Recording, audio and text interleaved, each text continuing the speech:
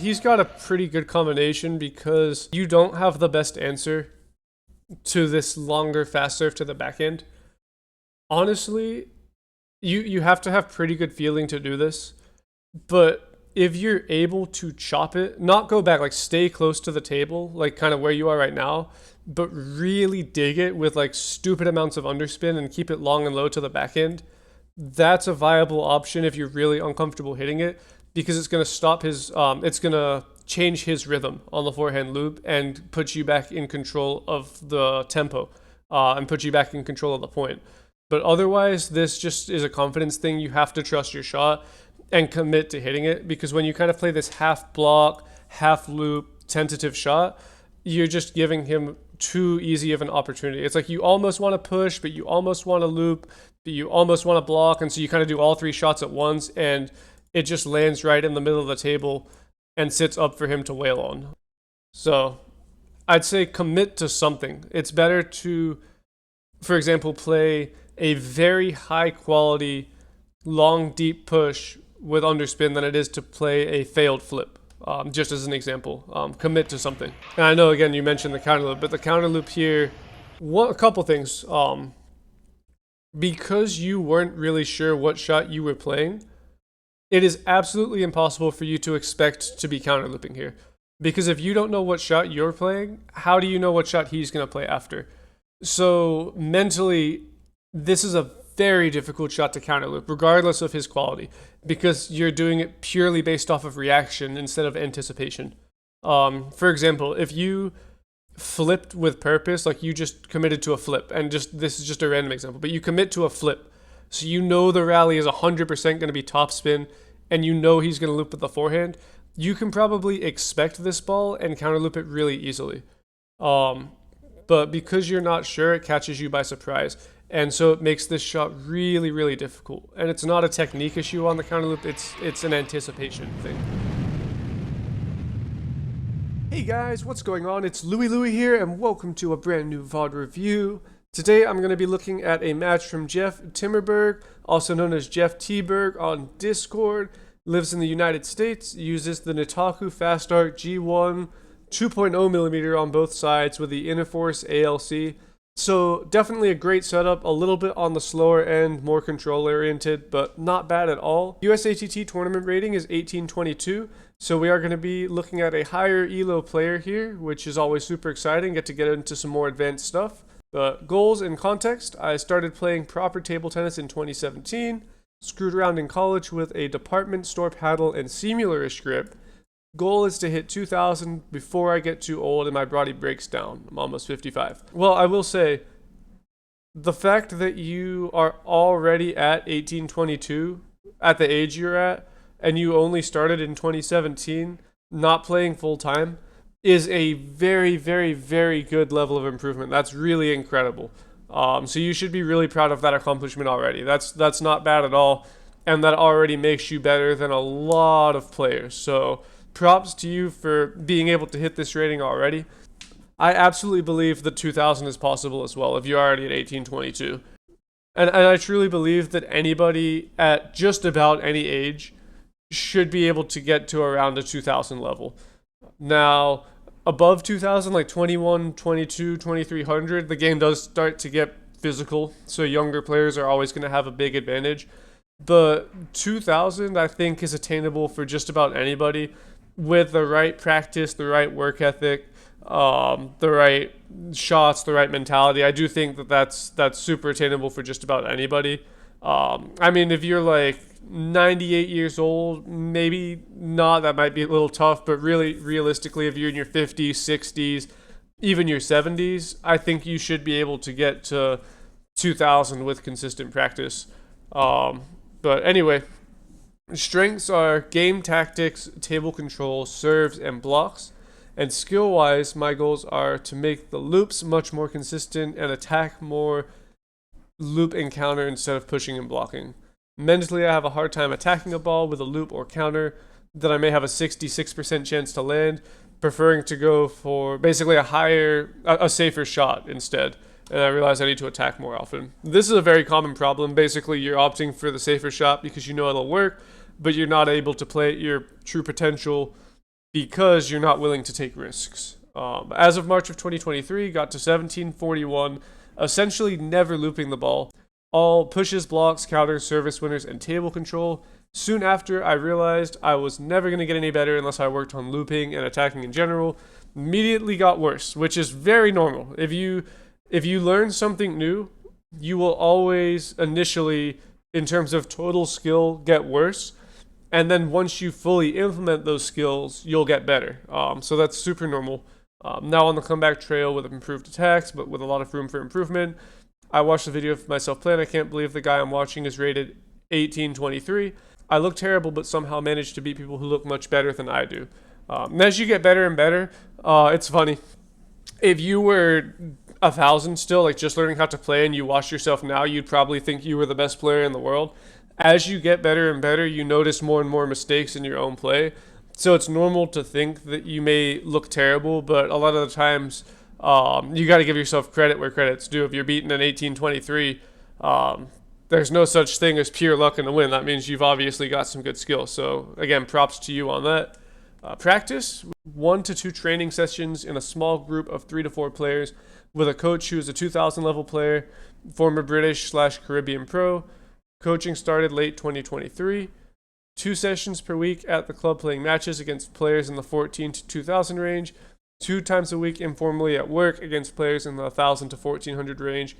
Several short sessions per day, 3 times a week on a robot at home, practicing loops, flicks, and combo drills where I push short and then loop the long push return and then counter a few balls.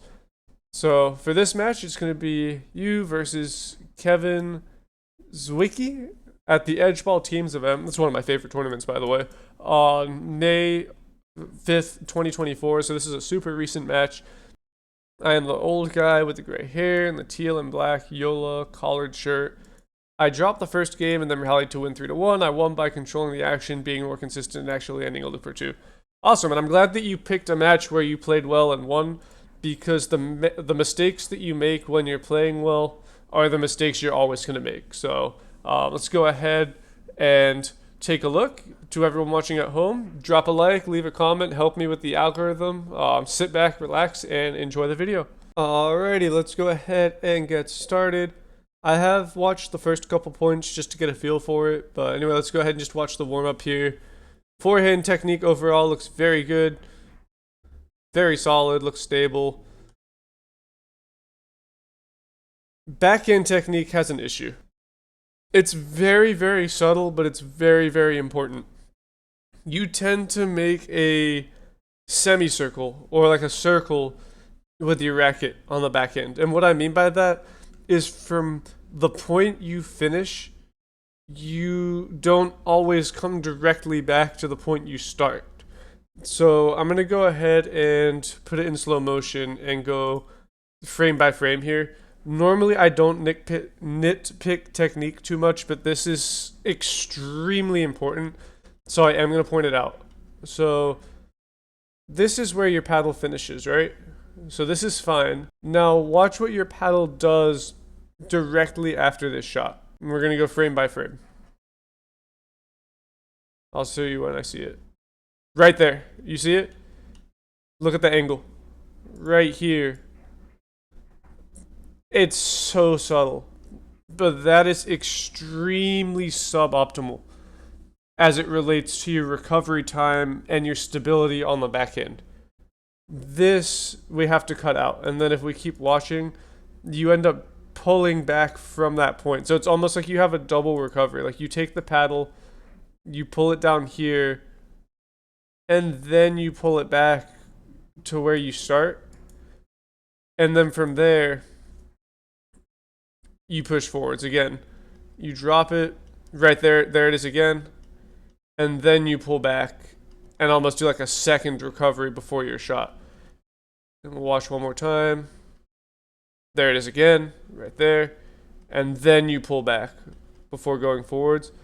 Ideally, we need to cut that middle part out. We need to go straight from here backwards to here. So this is the plane your paddle should be following, ideally, compared to yours, where again it drops and then comes back. Again, it's so subtle, but I hope you see it. The plane you should be taking.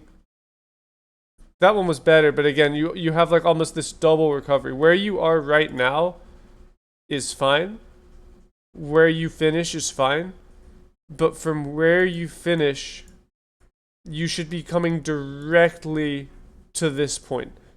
And we need to get rid of this middle step where you like come back and then cork the wrist back and then go forwards.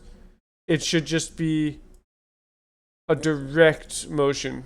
And what I'll do is I'll put a clip on the screen of my own backhand so you can see what the correct technique looks like in a backhand to backhand rally. Because again, this is so I can't emphasize enough how it seems tiny, but if you're trying to develop attacks, this is extremely important because it's going to enable you to have a faster recovery and maintain a stable topspin in the rally. Alright, so this is just the first clip I could find where I'm doing the backhand to backhand rally. Both Stephanie and I have very solid technique, like very textbook technique. So here, I'll actually put it in just regular speed to start. And again, it's very subtle, but hopefully you see the difference. There's no semicircle on the recovery. It's extremely direct. From the point that I initially come back to, that's also the point that I initially start my acceleration.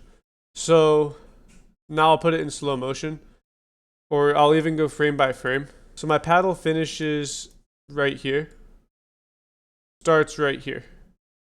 And now I can pretty much draw like a rectangle right here. And it might be a little off, but I can just about guarantee that my paddle will follow that. Yeah.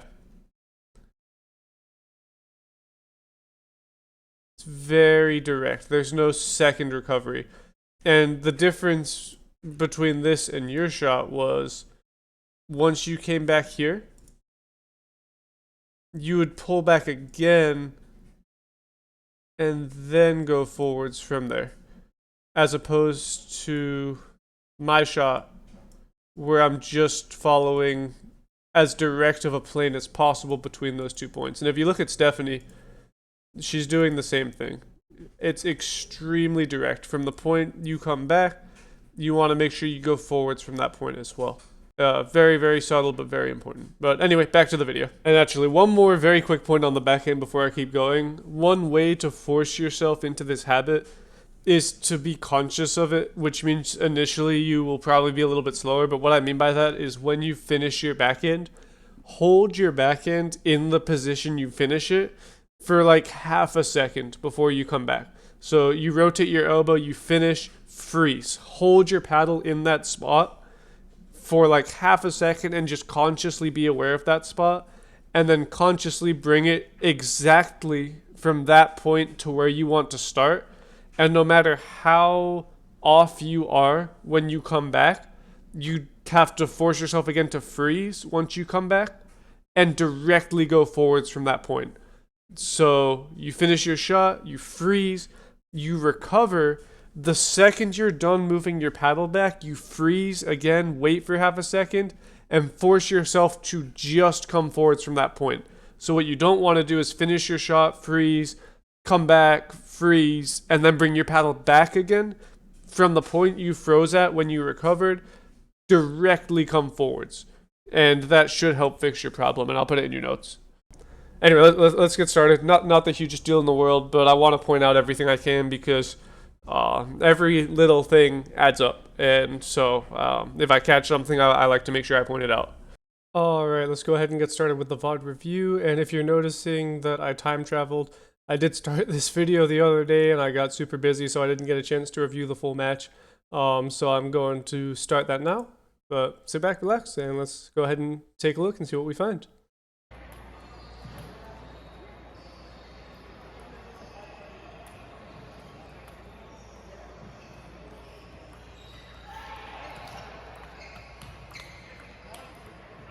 That's fine. Very small thing. Careful your index finger on those forehands. It wasn't too bad, but that shot it was creeping up a little bit, and then you can see right here as well. Index finger's creeping up the paddle just a little bit too much, which makes the block a little bit less stable. And if you were to go for a counter loop, it also makes the counter loop more difficult. So just make sure that the finger is flat on kind of the racket right here. Very small thing, but figured I'd point it out. That's fine. That's also fine.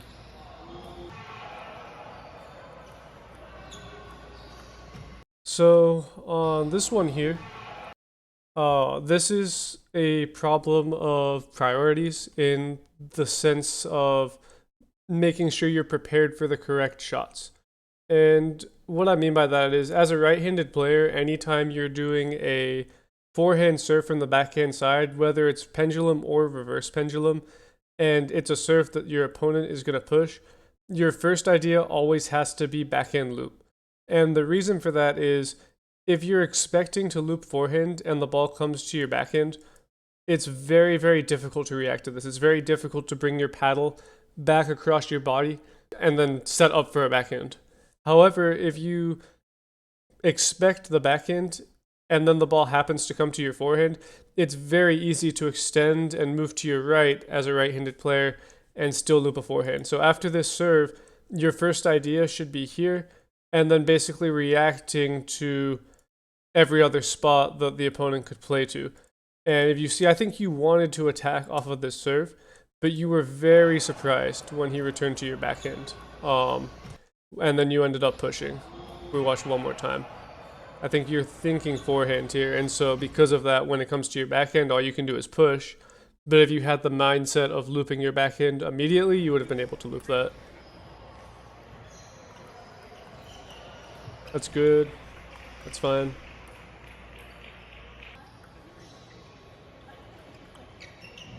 That's fine as well.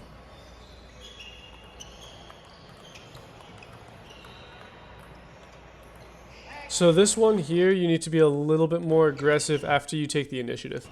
And what I mean by that is, basically the second you play a perfect shot, you should be looking for a way to put the point away. And you do happen to play one perfect shot in this rally. So I'll put it in slow motion. The return is fine. It's not the best placement, but it's fine.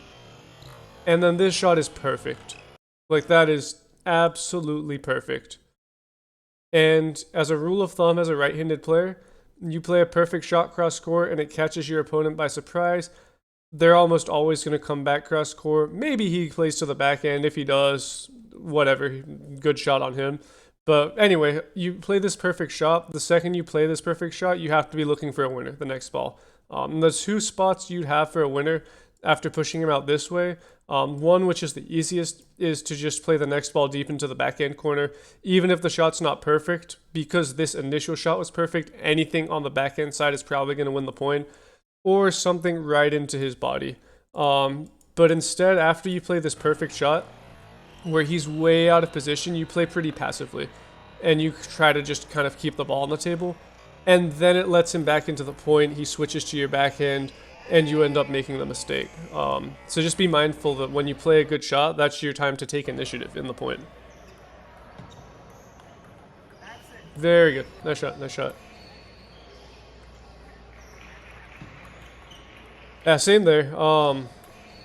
The reason you're awkward on that ball, everything is, the serve itself is fine, but it almost looks like your first idea is forehand. Like, you're really, really hoping that he plays here. You can actually already see right here that he's going to the backhand side, but you're really hoping that he's playing to the forehand, and then you're planning on just reacting to your left.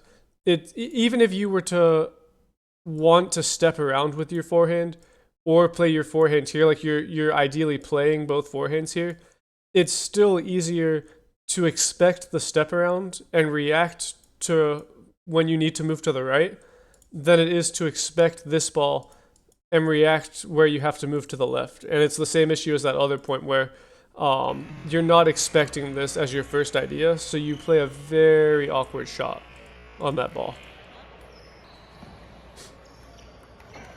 That's fine.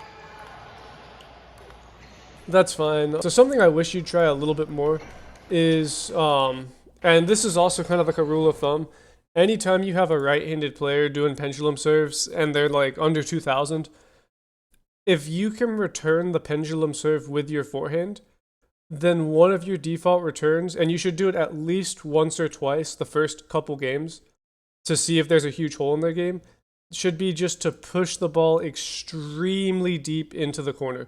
Like as deep into this corner as physically possible, which is something we haven't tried yet. And I think against this opponent specifically, kind of the same way you are, he's cheating very far on the forehand side after he serves. Like he serves and you can actually see that his late, or not his late, but his weight, his paddle position, his shoulders, everything is forehand oriented. For him to take his paddle and bring it back across his body to play a backhand is going to be extremely difficult right now. So you take this serve, and if you're somehow able to guide it very deep into that backhand corner, you're going to open up a lot of opportunities to put the point away quickly. And the reason you want to try it very early on against anybody is because if you notice that weakness in the first or second game, it's something that you can exploit and just keep exploiting for the rest of the match. If they happen to handle it no problem, then it's fine because it's only the first or second game. But super, super important that you at least try this a couple times against a right-handed player, because a lot of players have this weakness, and it's very, very easy, a very, very easy weakness to exploit. Yeah, that's fine. At this point where he plays the really spinny loop, like, yeah, maybe you want to counter loop that, and it is counter loopable, but that's not an easy shot. That's a very difficult ball to counter loop, and you wouldn't have had to be in that position just with a couple better opening shots in the rally. Nice. That's perfect. Very nice. Perfect point. Only complaint, very, very small nitpick, is your initial return was suboptimal. In the sense that you were trying to go deep and you almost got it. Just make sure you're conscious of the exact placement of your ball. It's not enough just to be kind of accurate. You want to be super, super accurate. That's fine. That was better than before. You're still, I think, not quite expecting the backhand. That's good. Very good. Perfect placement. That's fine. That's fine. That's fine. Worth noting that the reason he got lucky there, you kind of went for that idea that I was talking about, but the reason he was even able to get lucky there and clip the net or the edge is because your shot landed right here instead of landing right here. And it looks like I'm telling you to like literally play to the millimeter. I'm not saying it needs to land on a dime right here, but it at least needs to be like in this general area. And it'll cause a lot more problems than the shot here, where he's still able to react to it even if his technique is suboptimal and play the shot cross court. But anyway, let's go ahead and move on to the second game, see what else we see. I know you said you win 3-1, so curious to see how you adapt.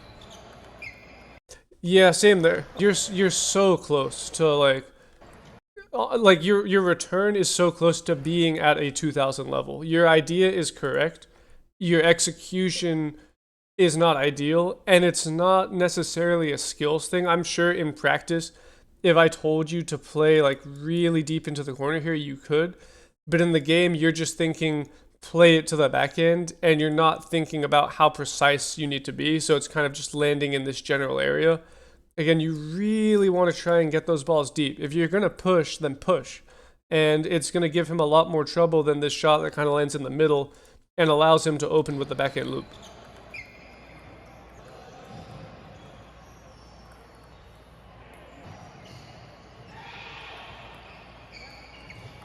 It's fine. That's fine. That's very good. Very good. Nice placement. That's fine. Yeah, perfect. Great strategy and great execution. And I will say, just generally, watching you play the first game or so, for the most part, your strategy has been really good. A lot of the time, I have to tell people their strategy needs a lot of work. I can tell that you're thinking, and for the most part, your strategy is solid. It's just a matter of slightly better execution and slightly more precision on the shots. But so far, this game has looked a lot better. That's perfect.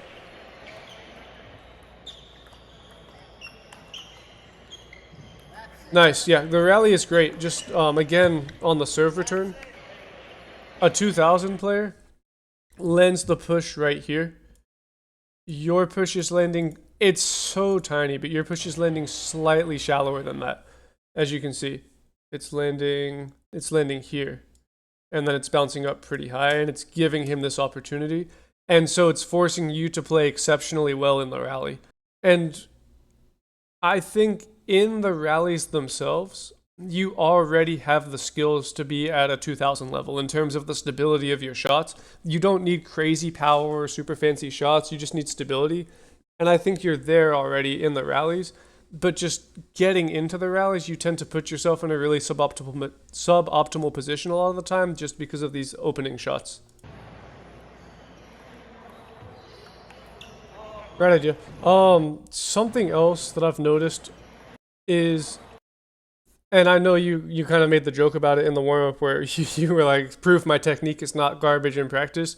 But I do notice here that you don't finish your form as fluidly as you do in practice, especially on the forehand. Like you wind up, the stroke is fine, it's fine, and then you, right here, cork your wrist and you stop instead of continuing and following through to slightly past the left eyebrow. So again, frame by frame, it's fine, you'll see it. You should just keep going, but nope, you stop and you hesitate. And that stop is why you miss in the net right there. Make sure you finish your form. Generally, when I'm teaching somebody, I tell them if you're finishing your form, it's better to miss in the net than it is to miss out. But in your case, I'd actually rather that you miss out than you miss in the net because it means you're finishing your form. And then you can adjust down from there. But just a little bit like tentative when you're stopping your form. And actually, same on the backhand. I know we already talked about the technique on the backhand, but even with the technique you have right now, you can see that you play like a very, very half swing. Like you almost want to follow through, and then you don't. And the biggest giveaway is the fact that your elbow is still above your paddle when you finish your shot. Regardless of anything on the backhand, the paddle should almost always be finishing above the elbow. And if your elbow is finishing above your paddle, that means you're pushing with your shoulder instead of rotating the elbow forwards, which means that you're always going to be a little bit, you're always going to lose a little bit of spin, and the shot's not going to be quite as fluid as it could be. That's fine. You had a good serve. Very nice. Good shot. That's fine. That's fine.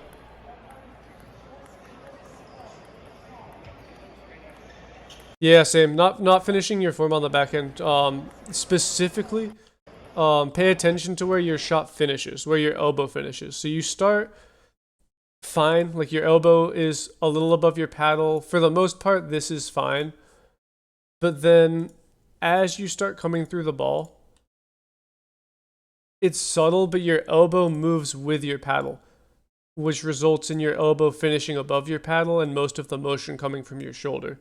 As opposed to, even though your technique wasn't perfect in practice, you still had the rotation right here, which kept the shot stable, compared to now where you're pushing and then stopping the technique early, which is causing these mistakes. That's fine. That's fine, that's better.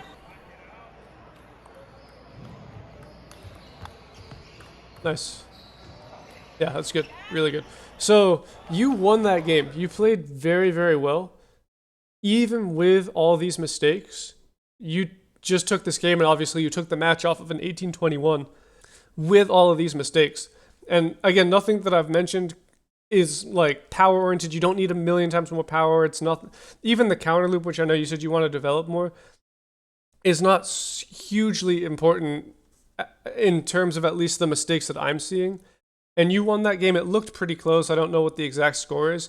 You tighten up some of these receives and just get the technique a little bit more crisper, and you're probably winning this game 11-3, 11-4, without much more work in the rallies, because the rallies, you're already there.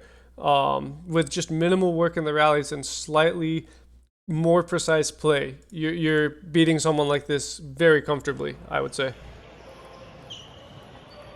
Nice. I like that. Very nice. That's fine. That's fine. I can't read your mind. But that's fine if you pushed with the intention of letting him loop. It's not fine if you pushed with the intention of him also pushing. Which again, I can't read your mind, but depending on your intention, that's fine. And you went for the counter after, so it's a good play.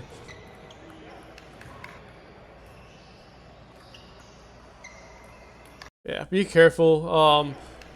Again, just like on your serve, after you do a forehand serve from the backhand side, your first idea should be backhand. Especially now that he's proven that he likes to do this faster long serve to your backhand, your first idea should be long serve to the backhand. Because again, this is the most difficult shot to react to. So because of that, it should be the shot that you're expecting, and then just react to everything else. If he beats you fast down the line, fine. He did that once, and I said it's fine. It doesn't matter. He's not going to do that every time. But this is a very common serve, and so we want to make sure that when he does do this serve, we're not making any mistakes off of it. So again, first idea should be right here, and then react to everything else.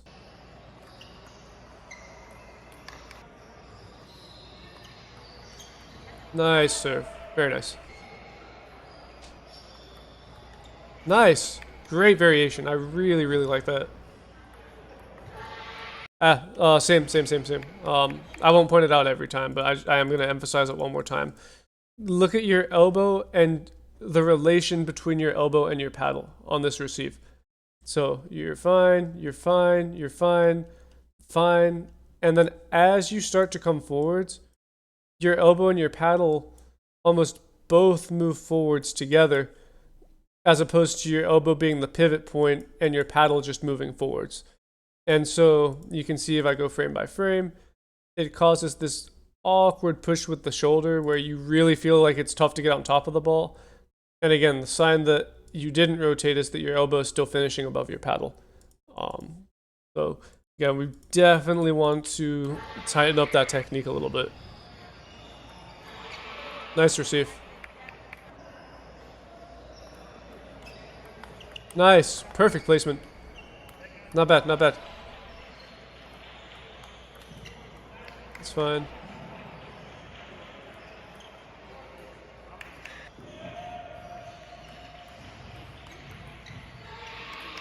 That's fine as well. He's got a pretty good combination because you don't have the best answer to this longer fast serve to the backhand. Honestly, you have to have pretty good feeling to do this, but if you're able to chop it, not go back, like stay close to the table, like kind of where you are right now, but really dig it with like stupid amounts of underspin and keep it long and low to the backhand, that's a viable option if you're really uncomfortable hitting it, because it's going to stop his, it's going to change his rhythm on the forehand loop and put you back in control of the tempo, and put you back in control of the point.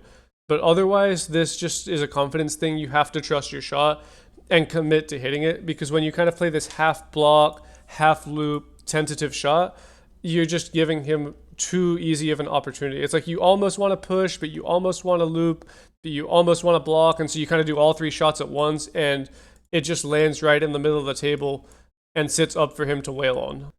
So I'd say commit to something. It's better to, for example, play a very high quality, long, deep push with underspin than it is to play a failed flip.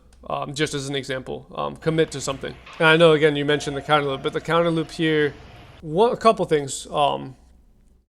Because you weren't really sure what shot you were playing, it is absolutely impossible for you to expect to be counter looping here. Because if you don't know what shot you're playing, how do you know what shot he's going to play after? So mentally, this is a very difficult shot to counter loop, regardless of his quality, because you're doing it purely based off of reaction instead of anticipation. For example, if you flipped with purpose, like you just committed to a flip, and just this is just a random example, but you commit to a flip, so you know the rally is 100% going to be topspin, and you know he's going to loop with the forehand, you can probably expect this ball and counter loop it really easily. But because you're not sure, it catches you by surprise.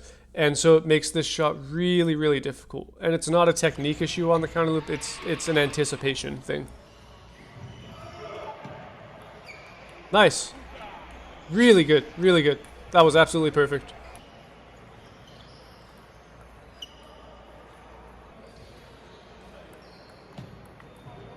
Yeah, tentative on the backhand. Again, you're not finishing your form all the way, not rotating on the elbow, you're pushing.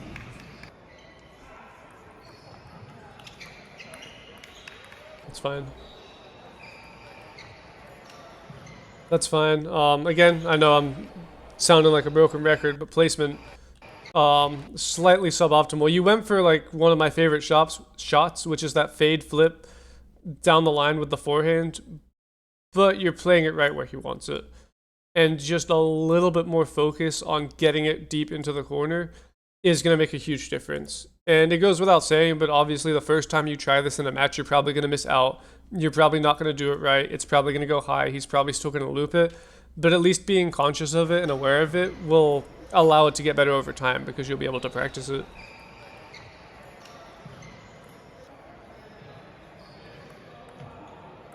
Nice. Perfect. Absolutely perfect. Nice. That's fine. That's fine. That's good. That's good. You finished your form way more there. Nice. Alright, on to game 4. Yeah, that's fine. Nice.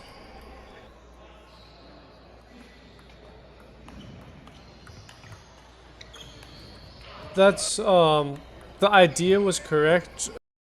The execution was slightly suboptimal, not even on the last shot, but the first couple. Again, in practice, your technique is very sharp. I know this shot is difficult because it's into your body, but even on this shot here, look, you can see it right here. Your elbow and your arm start to hook.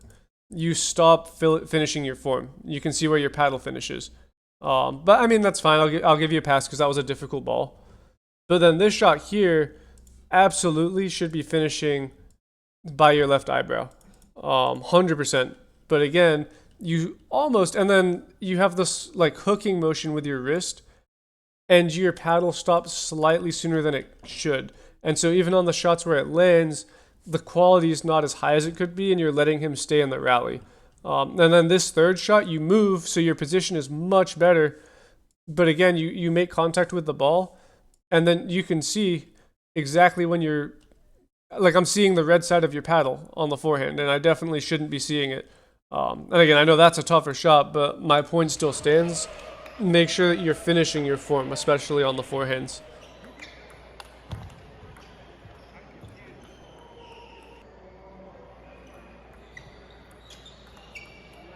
Nice.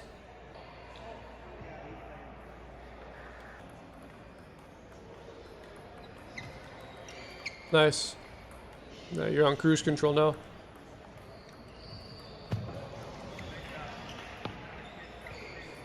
And I know it's easy for me to say this, and trust me, I know, because I mean, I've played many tournaments. It's easy for me to say this. It's very hard to actually do this in a tournament, but you have to treat every match like you're winning 2-1, 4-1, because I can tell right now you're relaxed, you're fluid. Again, you're still making some of the same mistakes, but there's no nerves because you have a safety net. You have to treat 0-0 in the first game or 9-9 in the fifth or any circumstance like you're winning with a huge lead and can afford to make mistakes. If you go into it with that mentality, you'll naturally be inclined to take more good risks because you won't be so results oriented. It's fine. That's fine.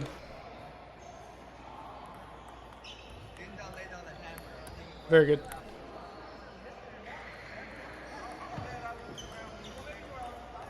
Nice. Better, better.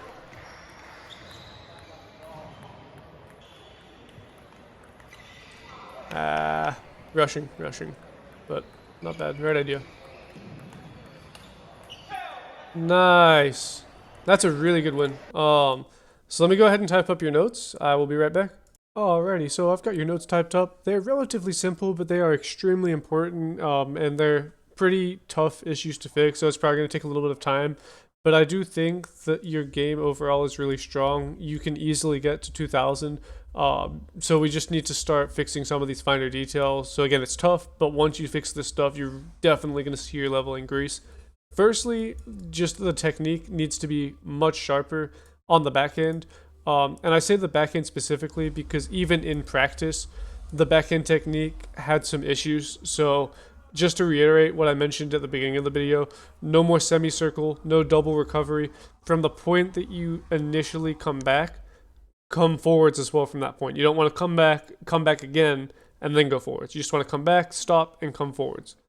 Second note, after your default serve, which I know generally you serve a forehand hook serve from the backhand side, your first idea should be to backhand loop and then react to everything else, only because it's very easy to expect backhand, get the ball to your forehand, and still play the forehand. It's very difficult to expect a forehand, get the ball to your backhand, and play the backhand. Next, we need to try and make the placement way more precise, and this is especially important on the serve returns because it's going to give you much easier opportunities to win the point quickly, and it's also going to stop you from having to play difficult shots. For example, it's the difference between your opponent playing a strong backhand loop or maybe not looping at all and letting you put the point away. So just an example, you're returning the serve. Don't just think, all right, I'm going to play this to the backhand. Think specifically where on the backhand side of the table exactly are you going to play this ball. And then to go along with this, just when you're pushing, make sure you actually push. No like half pushes or not sure if you're going to push, block, or loop, so you do all three shots at the same time.